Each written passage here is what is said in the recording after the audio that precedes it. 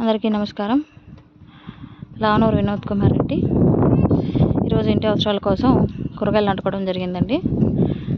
అవి ఏంటంటే మొదట కాంచరగడ్డలు అండి. ఇవి సేలల్లోకి పోయినప్పుడు తెచ్చుకొని కాంచరగడ్డలు అక్కడొకటి ఇట్లా నాటుకోవడం జరిగింది.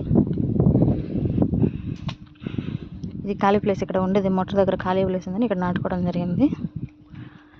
ఇంక ఇక్కడ సాళ్ళల్లో వచ్చేసి ఒక సాల్లో తమ్మ చెట్టు నాటుకోవడం జరిగింది. ఇంకొక సాల్లో పొన్నగంటాకు గెట్టుకు నాటుకోవడం జరిగింది. ఆ తర్వాత ఒక సాల్లో మొటిక చెట్లు, ఇంకొక సాల్లో బెండ విత్తనాలు, ఆ తర్వాత 2 మిరప సాళ్ళు, 2 టమోటా సాళ్ళు, ఆ తర్వాత ఒకటి వంగ టమోటా కలిపి నాటుకోవడం జరిగిందండి. ఇక్కడ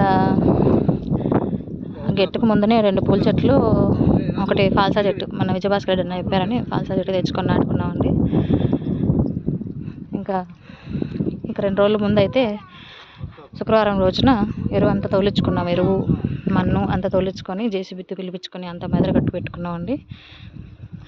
ఈ మెదరగట్టుకుని పైన ఇట్లా గుంతలాగా పెట్టుకున్నాం, పైన నీళ్ళు పట్టుకోవడానికి కోసం. దాని నిండా నీళ్ళు పడితే అది బాగా ఎరువు నీరంతా లోపల దిగి కుళ్ళిపోవడానికి, వర్షం నీరు పడినా కూడా పొర్లిపోకుండా దాంట్లో నిలబడడానికి ఈ విధంగా మనం ఏదైనా దీంట్లో తయారు చేసుకొని పోసుకున్నా బాగుంటుందని చెప్పేసి దీంట్లో ప్రస్తుతానికైతే జీవామృతం పోసుకోవాలి. 2 నెలలు ఇంకా టైం ఉంది మనకి ఎరువు తోలడానికి.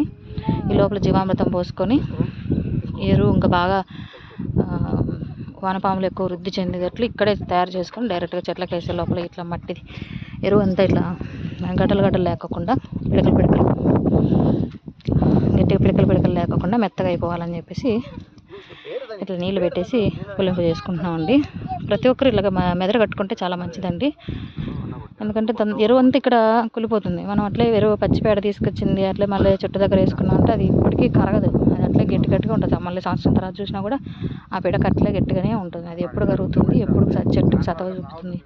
అదేదో కొంచెం ఖర్చు అయినా సరే ముందే ఇట్లా పెట్టేసుకున్నామంటే, ఎరువు ముందు మాదిరి కట్టుకొని పెట్టుకున్నామంటే మనకు ఇక్కడే మంచి ఎరువు తయారవుతుంది. మనం ఏ డిఏపీలు ఇంకొకటి కొనాల్సిన పనిలే, ఇక్కడే మంచి ఎరువు తయారైపోతుంది. ఇదే మనం చెట్లకు డైరెక్ట్గా వాడుకోవచ్చండి. ఇక్కడ మరొక చోట చివరి సాల్లో వచ్చేసి ఫెన్సింగ్ ఆనుకొని ఒక 10 బీరిత్తనాలు, 10 కాకరిత్తనాలు నాటుకోవడం జరిగింది. దాని పక్కన చిన్న గీతలు గీసి అందులో క్యారెట్, బీట్రూట్, ఒక సాలంతా క్యారెట్, ఒక సాలంతా బీట్రూట్. అవి లాస్ట్ టైం వేసామండి, గడ్డలు బాగా ఊరినాయి. అందుకే ఈసారి కొంచెం నీట్గా వేసినాం అనమాట. మన పొలాల్లో మనకు తినడానికి అయితే బాగా వస్తాయి, హెల్తీగా ఉంటాయి. మన దీనికి కూడా ప్రత్యేకంగా మందులు కొట్టాల్సిన అవసరం లేదు. ఎలాగో మనకు జీవామృతం పోస్తూ ఉంటాం కాబట్టి ఒక జీవామృతం పోస్తే సరిపోతుందండి. అందరికీ నమస్కారం అండి, ధన్యవాదములు.